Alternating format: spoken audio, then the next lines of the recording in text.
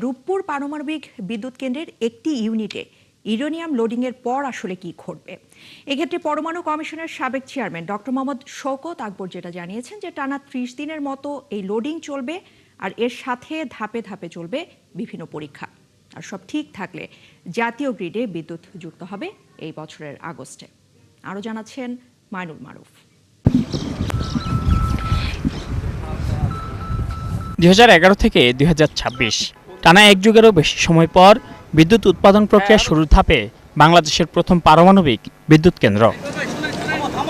রূপপুর পরমাণু বিদ্যুৎ কেন্দ্রের একটি ইউনিটে এর জ্বালানি খুবই স্বল্প মাত্রার ইউরেনিয়াম প্রবেশ করানো শুরু হয়েছে।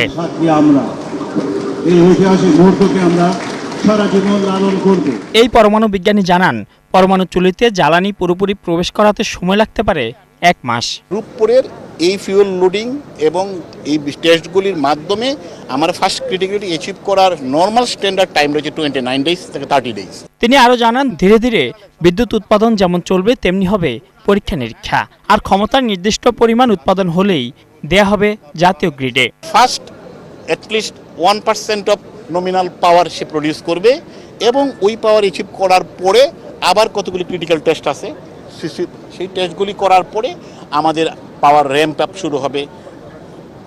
3% আবার টেস্ট, 5% আবার টেস্ট, 10% আবার টেস্ট, 15% আবার টেস্ট, এইভাবে করে করে এটা আগাতে থাকবে। ফিজিক্যাল স্টার্ট আপ থেকে 2 to 3 মান্থসের মধ্যে আমার গ্রিড সিনক্রোনাইজেশনের পাওয়ার আসার কথা, এবং টোটাল প্রসেসটা ফ্রম ফিজিক্যাল স্টার্ট আপ থেকে যে কথাটা আমি বললাম সেটা থেকে আমার কমার্শিয়াল অপারেশনে যাওয়ার জন্য এই স্ট্যান্ডার্ড টাইমলাইন বিবিআর এর ক্ষেত্রে 8 to 10 মান্থস। শুরু থেকে টানা এক যুগের মতো রূপপুর প্রকল্পের পরিচালক ছিলেন ডক্টর শওকত। প্রকল্পটি শেষ ধাপের মাইলফলক অর্জন করায় দেশের পরমাণু খাত অনন্য উচ্চতায় যাবে বলেও মন্তব্য তার। ইনফ্রাস্ট্রাকচার ইস্যু আছে, ন্যাশনাল ইনফ্রাস্ট্রাকচার। সর্বমোট বিদ্যুৎ উৎপাদনের 10% পরমাণু শক্তি থেকে পেতে চায় বাংলাদেশ।